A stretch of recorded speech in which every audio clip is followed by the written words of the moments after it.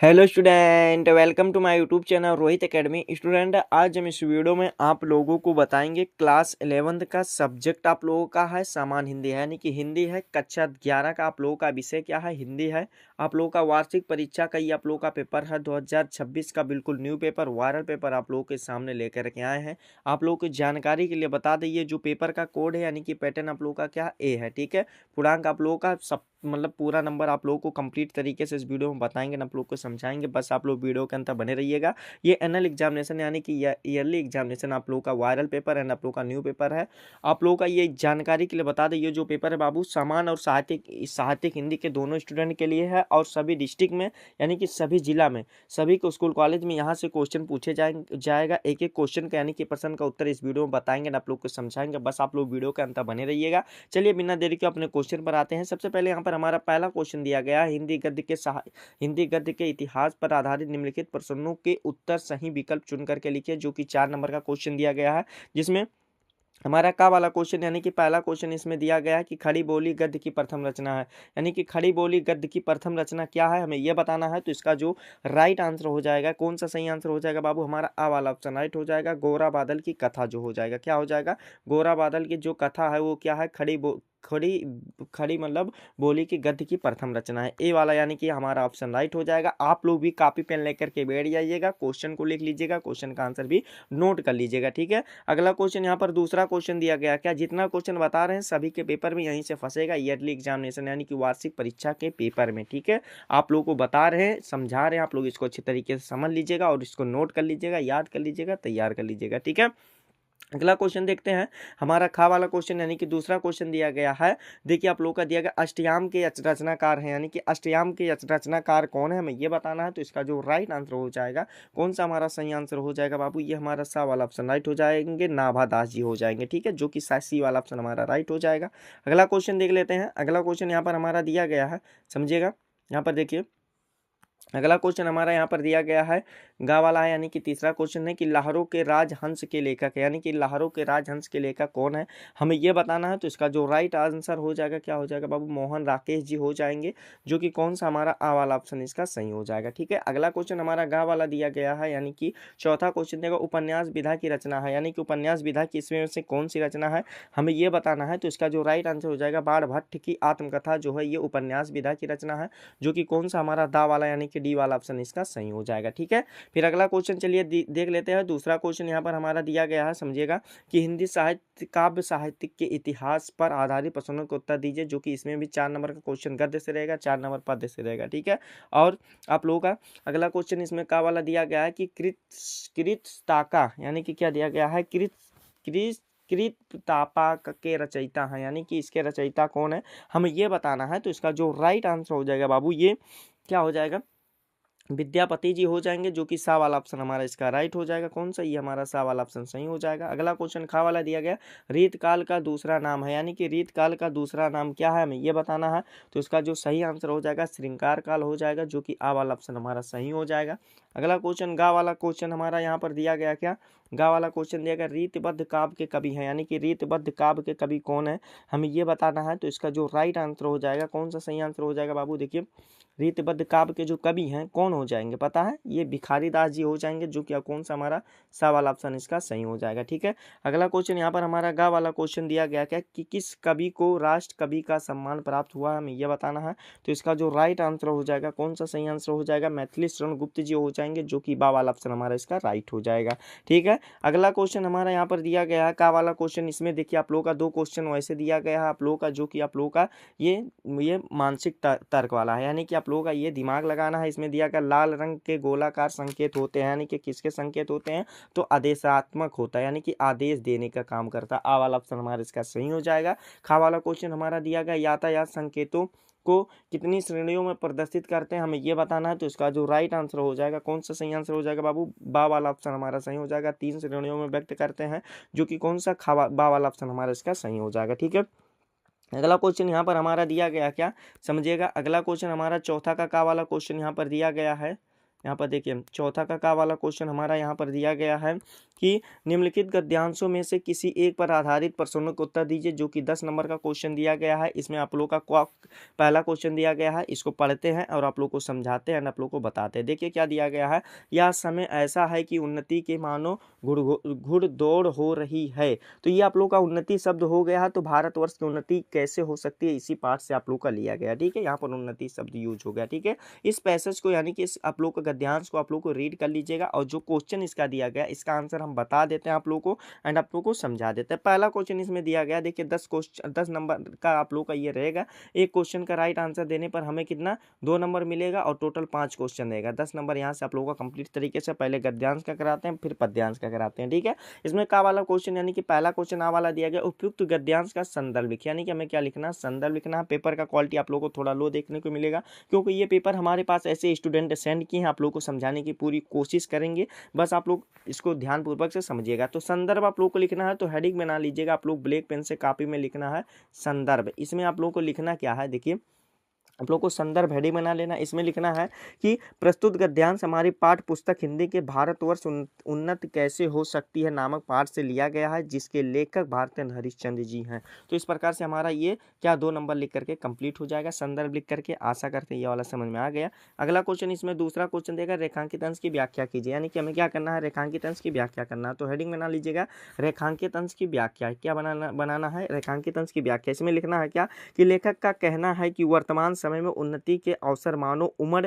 पड़े हैं। अमेरिकी, अंग्रेज, फ्रांसीसी आदि देश अपनी उन्नति के लिए तेजी से दौड़ रहे हैं। हर कोई सबसे आगे निकल जाना चाहता है। ऐसे समय में भारतीय खाली खड़े होकर के समय व्यर्थ कर रहे हैं। उन्हें अन्य देशों की प्रगति देखकर भी शर्म नहीं आती है।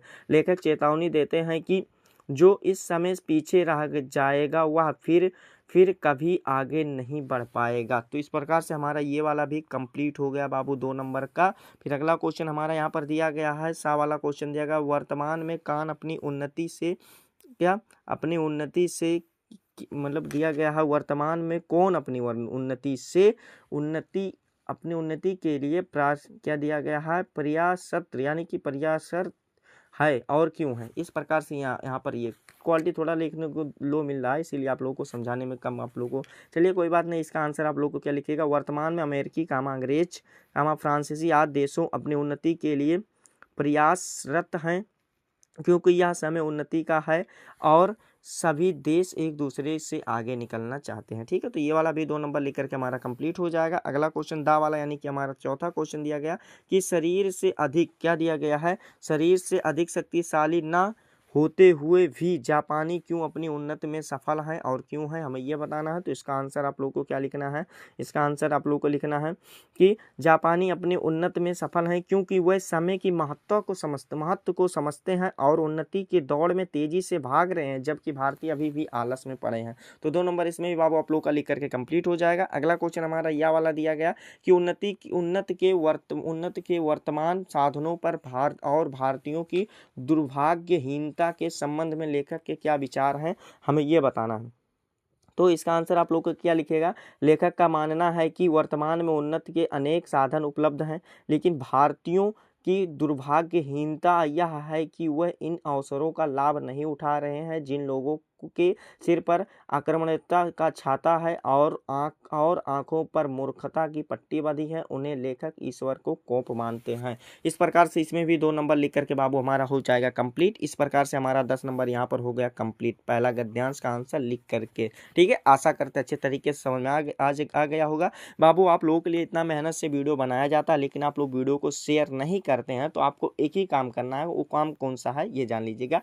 आप लोग को एक ही काम करना, इस वीडियो को क्लास 11 के यानी कि कक्षा 11 के जितने भी स्टूडेंट होंगे उनके पास अधिक से अधिक जरूर वीडियो को शेयर करके पहुंचा दीजिएगा। एक बार कमेंट में बता दीजिएगा कि हाँ वीडियो को शेयर कर दिए, ताकि हमको भी पता चले कि आप लोग वीडियो को शेयर कर दिए। ठीक है, चलिए अगला क्वेश्चन देखते हैं, बिना समय गवाए हुए। अथवा करके दिया गया है, ऐसे आप लोगों को क्वेश्चन दिया जाएगा। अगर ऊपर वाला नहीं करना चाहते तो आप लोगों के लिए और करके दिया जाएगा, यानी कि अथवा करके दिया जाएगा, ऑफर आप लोगों को क्वेश्चन दिया जाएगा। इसमें क्या दिया गया क्वेश्चन, इसको भी समझ लेते हैं, थोड़ा बता देते हैं। देखिए यहाँ पर दिया गया है मानव शरीर में पेट का स्थान नीचे, हृदय का ऊपर, मस्तिष्क का सबसे ऊपर, पशुओं की तरह उसका पेट के मानस समांतर रेखा में नहीं है। तो इस प्रकार से ये वाला पद्यांश दिया गया है। तो इसको भी आप लोग खुद से तैयार कर लीजिएगा बाबू, इसको क्या कर लीजिएगा, खुद से आप लोग तैयार कर लीजिएगा। ये वाला भी हमारा हो जाएगा कंप्लीट। इसको आप लोग को एक क्वेश्चन हम आंसर बता दिए हैं, एक आप लोग स्वयं से तैयार कर लीजिएगा बाबू। फिर अगला क्वेश्चन देखते हैं। अगला क्वेश्चन यहाँ पर हमारा दिया गया पद्यांश पर आते हैं, यानी कि क्या दिया गया क्वेश्चन देखिए, ये भी 10 नंबर का क्वेश्चन रहेगा जिसमें हमारा पद्यांश दिया गया है। इसमें क्या दिया गया है समझिएगा, पद्यांश में दिया गया है कि दिए गए पद्यांश पर आधारित प्रश्नों के उत्तर दीजिए। ये भी टोटल 10 नंबर का क्वेश्चन रहेगा जिसमें हमारा का वाला क्वेश्चन क्या पूछा गया समझिएगा। का वाला क्वेश्चन पूछा गया, हेरत हेरत हे सखी रहा कबीर हिराय, और बूंदो समानी समझ से सो कत हेरी जाए। यानी कि ये वाला पद्यांश दिया गया है। तो ये आप लोग का साखी से लिया गया। कहाँ से लिया गया बाबू, साखी से लिया गया, जिसके लेखक कौन है, ये कबीर दास जी हैं, ठीक है, यानी कि संत कबीर दास जी हैं। तो इसका आप लोग को क्वेश्चन पर आते हैं, उसका आंसर बताते हैं। पहला आ वाला क्वेश्चन दिया गया, उपयुक्त पद्यांश का संदर्भ क्या है। आप लोग को हेडिंग बनाना है संदर्भ। इसमें क्या लिखना है बाबू समझिएगा, इसमें आप लोग को लिखना है कि प्रस्तुत साखी हमारी पाठ्य पुस्तक हिंदी के साखी नामक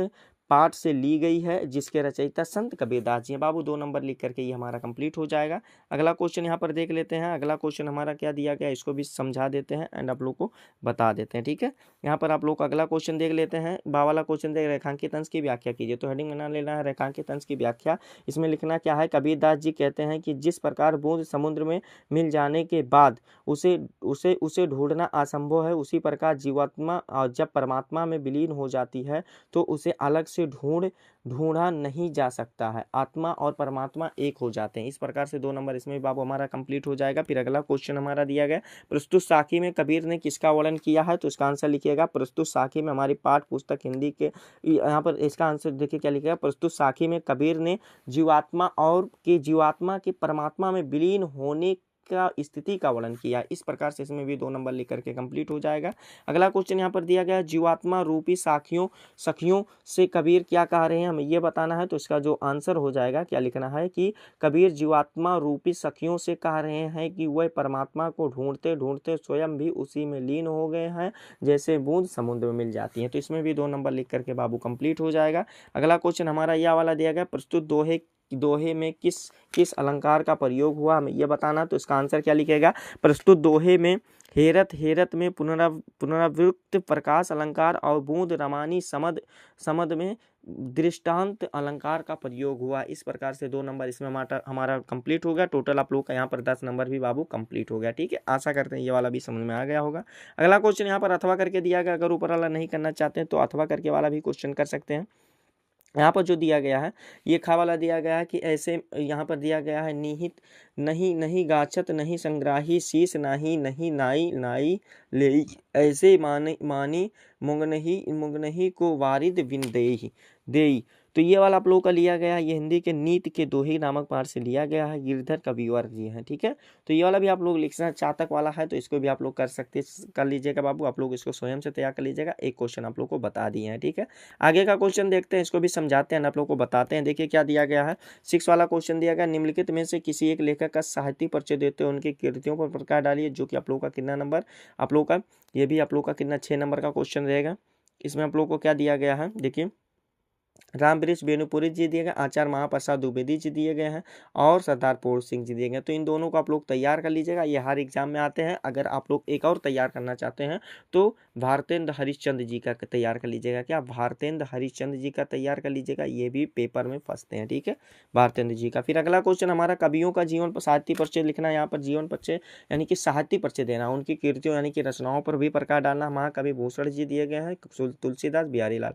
तो इनको भी अच्छे तरीके से तैयार कर लीजिएगा, ये भी हर एग्जाम में पूछे जाते हैं और ये बिल्कुल वायरल पेपर, न्यू पेपर है 2026 का, ठीक है। अगला क्वेश्चन दिया गया, बलिदान अथवा प्रायश्चित कहानी का सारांश लिखिए। तो इसको भी तैयार कर लीजिएगा। फिर अगला क्वेश्चन दिया गया, 100 पठित नाटक के आधार पर आप प्रमुख पात्र का चित्रण दीजिए, अथवा करके दिया गया। अगर इस टाइप का क्वेश्चन नहीं करना चाहते तो दूसरे टाइप का भी क्वेश्चन दिया गया कि 100 पठित नाटक के किसी एक अंक का सारांश अपने शब्दों में लिखिए। तो इसको भी अच्छे तरीके से तैयार कर लीजिएगा। अगला क्वेश्चन खंड खा दिया गया, जिसमें हमारा 9वां क्वेश्चन दिया गया, यानी कि संस्कृत और व्याकरण के इसमें रिलेटेड क्वेश्चन रहेंगे।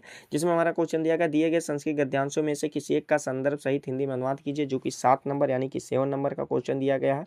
जिसमें हमारा क्वेश्चन ये वाला दिया गया है तो इसको आप लोग तैयार कर लीजिएगा। इसमें अथवा करके दिया गया तो दोनों क्वेश्चन को आप लोग को तैयार कर लीजिएगा। बाबू क्वेश्चन को बताना हमारा काम है, तैयार करना आप लोग का है। फिर अगला क्वेश्चन दिया गया, निम्नलिखित श्लोकों में से किसी एक का संदर्भ हिंदी में अनुवाद कीजिए, जो कि 7 नंबर यानी कि 7 नंबर का क्वेश्चन दिया गया। इसमें का वाला आ वाला दिया गया है और इसमें अथवा करके भी दिया गया, तो इसको भी अच्छे तरीके से आप लोग तैयार कर लीजिएगा। अगला क्वेश्चन 10 वाला यानी कि 10वां क्वेश्चन दिया गया, क्या समझिएगा कि निम्नलिखित मुहावरे और लोकोक्तियों में से किसी एक पर अर्थ बताते हुए वाक्य प्रयोग कीजिए। तो चलिए इसको आप लोग को बता देते हैं, आप लोग को समझा देते हैं, सभी को बता देते हैं। का वाला दिया गया, अंधे के आगे रोना, तो इसका क्या हो जाएगा, व्यर्थ प्रयत्न करना या निरर्थक कार्य करना। ठीक है, वाक्य प्रयोग अपने अकॉर्डिंग आप लोग कर लीजिएगा, अपने अनुसार इसको कर लीजिएगा। ठीक है, फिर अगला क्वेश्चन दिया गया, आकाश पाताल एक करना, तो इसका मतलब हो जाएगा बहुत अधिक परिश्रम करना। ठीक है, इसका भी वाक्य प्रयोग आप लोग कर लीजिएगा, कैसे करना है कि किसी वाक्य प्रयोग बता दें क्या, चलिए बता देते हैं। इसका वाक्य प्रयोग हो जाएगा, किसी कार्य को सिद्ध के लिए अत्यधिक प्रयास करना। ठीक है, फिर अगला दिया गया, उंगली पर नाचना, तो इसका क्या हो जाएगा, वश में करना या मनमानी करवाना। ठीक है,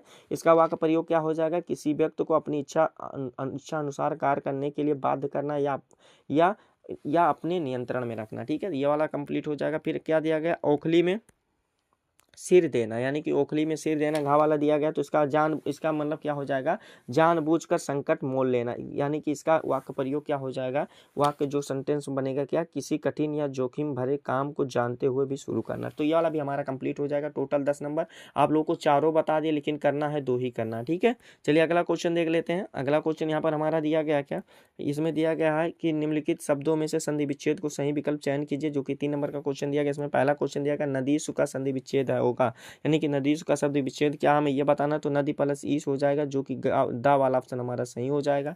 अगला क्वेश्चन हमारा दिया गया, नाविका का संधि विच्छेद है, यानी कि नाविका का संधि विच्छेद क्या हमें ये बताना है, तो इसका जो राइट आंसर हो जाएगा 9 प्लस 1 हो जाएगा, जो कि आ वाला ऑप्शन हमारा इसका सही हो जाएगा। ठीक है, अगला क्वेश्चन हमारा यहाँ पर तीसरा दिया गया कि अनावर्त का संधि विच्छेद है, यानी कि अनावर्त का संधि विच्छेद क्या हमें ये बताना है, तो अनु प्लस अर्थ हो जाएगा, जो कि कौन सा हमारा सा वाला ऑप्शन इसका सही हो जाएगा। ठीक है, कौन सा सा वाला ऑप्शन हमारा राइट हो जाएगा। खा वाला क्वेश्चन हमारा यहाँ पर दिया गया, दिए गए शब्दों की विभक्ति और वचन के अनुसार चयन कीजिए, तो इसको भी आप लोग का पहला क्वेश्चन इसमें दिया गया है, रज्ञे के विभक्ति और वचन के सही रूप को चुन कर लिखिए, यानी कि सही रूप को चुन करके लिखना है, हमें ये बताना है। तो इसका जो सही आंसर हो जाएगा, ये चतुर्थी विभक्ति एक वचन का है, तो इसमें ऑप्शन कौन सा हमारा आ वाला ऑप्शन इसका सही हो जाएगा। अगला क्वेश्चन दिया गया, आत्माने शब्द का हमें विभक्ति और वचन बताना है, तो इसका हो जाएगा प्रथमा विभक्ति बहुवचन हो जाएगा, जो कि हमारा ये खासा वाला ऑप्शन सही हो जाएगा। फिर अगला क्वेश्चन हमारा यहाँ पर दिया गया है, समझिएगा। अगला क्वेश्चन हमारा दिया गया है, निम्नलिखित शब्द युग्मों का सही अर्थ चुन करके लिखना है, जिसमें सूत दिया गया, सूत दिया गया। ठीक है, एक का मतलब पुत्र होता है, एक का मतलब सारथी होता है, तो ऑप्शन हमारा बा वाला राइट हो जाएगा। अगला क्वेश्चन दिया गया, तरड़ी दिया गया और तरुड़ी दिया गया है, एक तरड़ी है एक तरुड़ी है, तो इसका कौन सा सही आंसर हो जाएगा, इसका मतलब नौका हो जाएगा और युक्ति हो जाएगा, जो कि सा वाला ऑप्शन हमारा इसका सही हो जाएगा। अगला क्वेश्चन यहाँ पर हमारा दिया गया, क्या समझिएगा, देखिए अगला क्वेश्चन दिया गया, आधार दिया गया है, क्या आधार दिया गया, आधार का मतलब एक होता है, आधार का अर्थ नहीं है, तो आधार का उन्माद अर्थ इसमें नहीं है।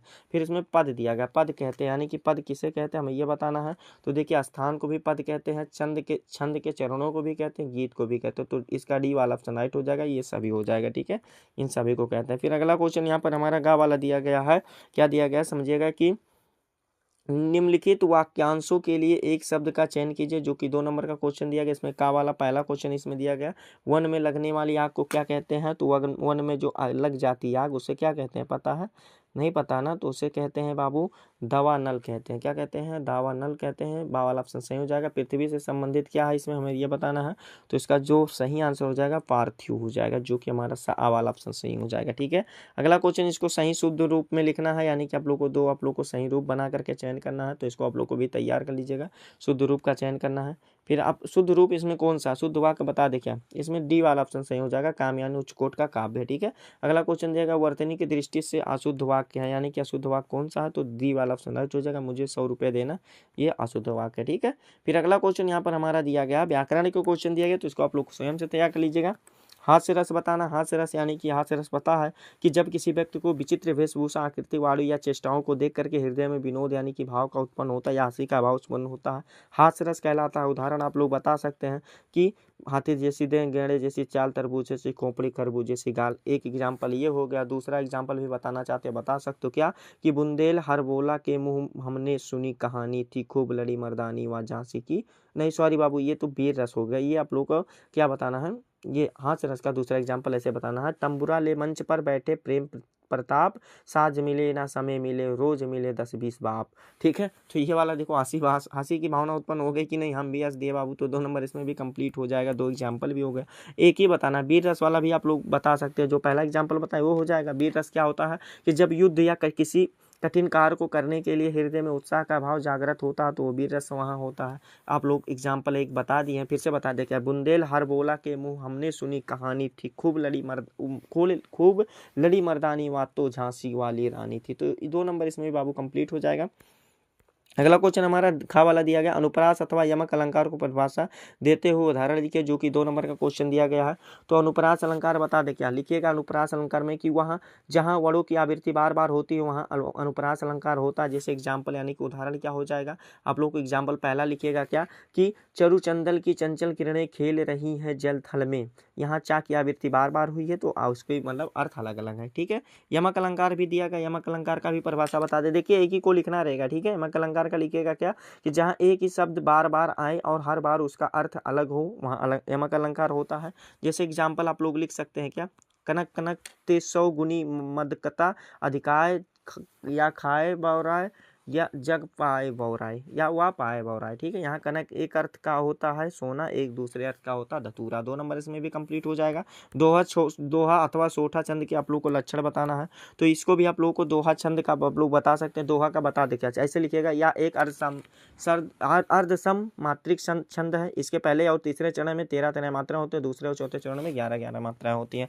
उदाहरण क्या लिख सकते हैं कि रहीमन पानी, क्या लिख सकते हैं, रहीमन पानी राखिए बिन पानी सब सून, अब पानी गए न उबरे मोती मोती मानुष चून। ठीक है, तो इस प्रकार से यह कंप्लीट हो जाएगा। फिर आगे का क्वेश्चन यहाँ पर दिया गया क्या, देखिए चौपाई वाला आप लोग खुद से तैयार कर लीजिएगा। फिर अगला क्वेश्चन इसमें दिया गया, ऋण हेतु बैंक प्रबंधक को आवेदन पत्र लिखिए, जो कि 10 नंबर यानी कि 10 नंबर का क्वेश्चन दिया गया, तो इसको अच्छे तरीके से आप लोग तैयार कर लीजिएगा। अगला क्वेश्चन यहाँ पर हमारा दिया गया, ध्वनि प्रदूषण के संबंध में संपादक को पत्र लिखिए, तो ये वाला भी आप लोग का 6 नंबर का क्वेश्चन है, इसको तैयार कर लीजिएगा। फिर अगला क्वेश्चन लास्ट क्वेश्चन जो हमारा दिया गया बाबू कि निम्नलिखित विषयों में से किसी एक विषय पर अपनी भाषा शैली पर निबंध लिखिए। क्या क्या दिया गया, दूरसंचार में क्रांति दिया गया, स्वच्छ भारत अभियान दिया गया, पर्यावरण प्रदूषण दिया गया, मेरा प्रिय कवि, भ्रष्टाचार उन्मूलन एक बड़ी समस्या। तो इनको भी अच्छे तरीके से आप लोग तैयार कर लीजिएगा। यही आप लोगों का क्लास 11th का यानी कि कक्षा 11 का आप लोग का हिंदी यानी कि हिंदी का समान हिंदी का पेपर था, जो कि इस वीडियो में कंप्लीट तरीके से संपूर्ण हल के साथ यानी कि फुल सोल्यूशन के साथ एक एक क्वेश्चन का आंसर इस वीडियो में बता दिया गया एंड आप लोगों को समझा दिया गया। आप लोगों को ये हमारा प्यारा सा लवली सा वीडियो कैसा लगा है कमेंट करके जरूर बताइएगा। हाँ, अगर आप हमारे चैनल पर नए हो तो चैनल को सब्सक्राइब कर लीजिएगा, बेल आइकन को भी दबा दीजिएगा। वीडियो को आप लोग शेयर नहीं करते हैं तो आपको एक ही काम करना है कि इस वीडियो को क्लास 11 के यानी कि कक्षा 11 के जितने भी स्टूडेंट होंगे उनके पास अधिक से अधिक जरूर शेयर करके पहुंचा दीजिएगा। ठीक है, चलिए हम आप लोगों से मिलते हैं नेक्स्ट वीडियो में नेक्स्ट टॉपिक के साथ। तब तक के लिए जय हिंद, जय भारत, वंदे मातरम।